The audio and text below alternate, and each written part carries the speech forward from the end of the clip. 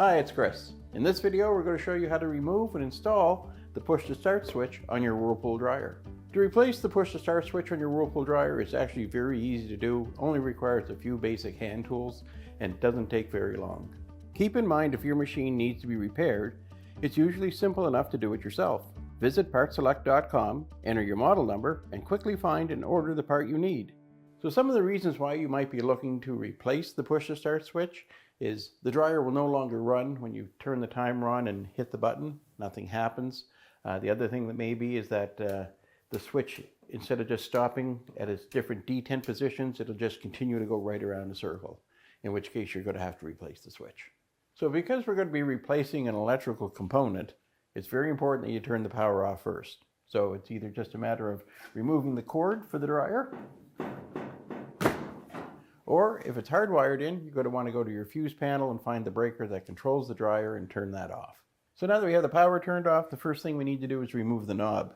So the knob simply just pushes right onto the shaft of the push to start switch. So we're just going to take hold of it and apply a little outward pressure, and it'll just slide right off. So I'm just going to pull the dryer out. So in your case, you may actually have to remove the vent from your dryer. In this case, it'll just turn right around for us. So we need to remove the back panel for the console. So for this, we just need a nut driver, 1/4 inch, to remove 3 screws.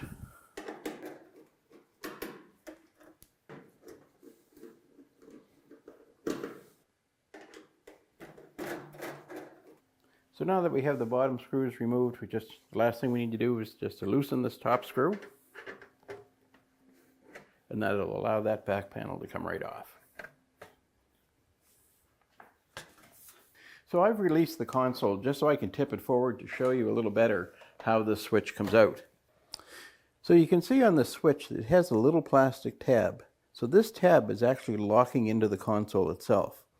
And that's what retains the switch to the console. So all we're going to do is just reach in, apply a little pressure away from the console, and that allows me to rotate the switch. And it comes right out. So the beauty of this setup is that you can see that the wiring going to the switch, there's 3 wires held in one connector. So simply all you're going to do is just pull that connector off. And then all you're left is 1 brown wire that's left over. And just simply pull that off as well. And that's how easy it is to remove the push to start switch from your Whirlpool dryer. So now we're just going to do the opposite to reinstall it. It's very easy to do. So the first thing I'm going to do is connect my electrical. So I'm going to take my harness, find my connector that has the 3 wires,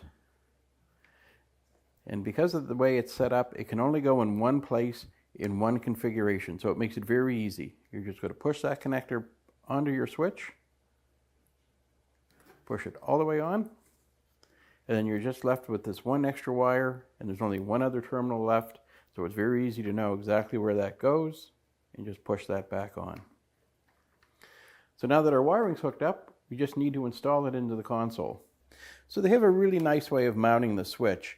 You can see that there's a square cutout in the console itself, and on the switch, there's a square block that goes into that opening in the console. So you're just going to line up that square block into that opening.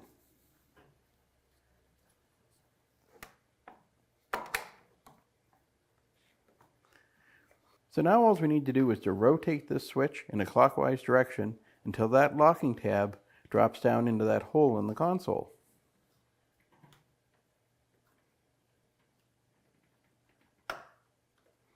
And now the switch is secured in place. So now that our switch is mounted back onto the console, our wiring is all connected, we just need to put the back panel on. I'm just going to slide the back panel up into place. I'll start the 1 screw in the middle just to hold it. And now I can put the other screws in. Now that I have all the screws started, I'm just going to take my nut driver and tighten them up.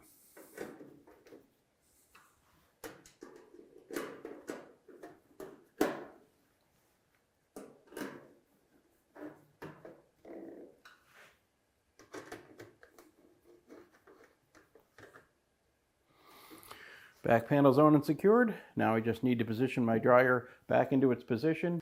So now to install our knob, it's very easy. You'll notice that on the knob in the center, it has a flat area, a flat spot. So we just want to line that up with the shaft of the push to start switch that also has a flat spot. So now we just line up our knob onto the shaft, just push it into place. Make sure it moves nice and freely. Turn on my power and we're good to go. So it's just that easy to remove and install the push to start switch on a Whirlpool dryer.